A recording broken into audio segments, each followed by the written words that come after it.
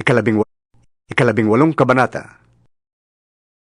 Isinalaysay ni Jesus ang isang talinghaga upang ituro sa kanila na dapat silang laging manalangin at huwag mawala ng pag-asa. Sinabi niya, Sa isang lungsod ay may isang hukom na walang takot sa Diyos at walang taong iginagalang. Sa lungsod ding yon ay may isang byuda.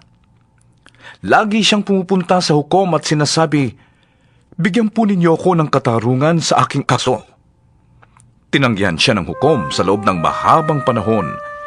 Ngunit nang malaunan ay sinabi ng hukom sa sarili, "Kahit ako'y walang takot sa Diyos at walang iginagalang na tao, igagawad ko na ang katarungang hinihingi ng byudang ito, sapagkat lagi niya akong ginagambala at baka mapagod ako sa kapupunta niya rito." at nagpatuloy ang Panginoon. Pakinggan ninyo ang sabi ng masamang hukom na yon.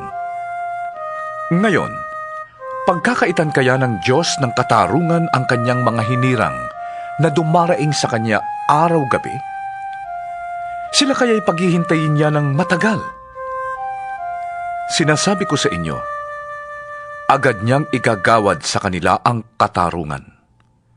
Ngunit, pagbabalik ng anak ng tao sa daigdig na ito, may makikita pa kaya siyang mga taong nananalig sa kanya? Sinabi rin niya ang talinghagang ito sa mga taong mababa ang tingin sa iba at nag-aakalang sila'y matuwid. May 2 lalaking pumasok sa templo upang manalangin. Ang isa'y Pariseo at ang isa na may maniningil ng buwis. Tumindig ang Pariseo at nanalangin ng ganito tungkol sa kanyang sarili.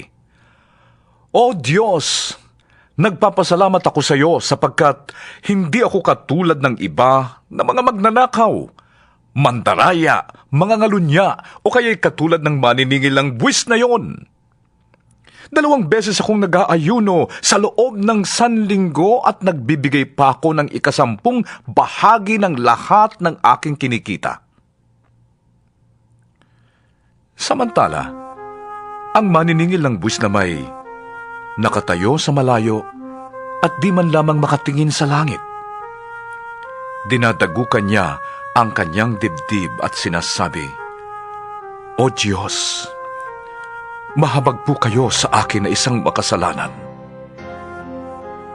Sinasabi ko sa inyo, ang lalaking ito'y umuwing pinatawad sa kanyang mga kasalanan. Ngunit ang una ay hindi.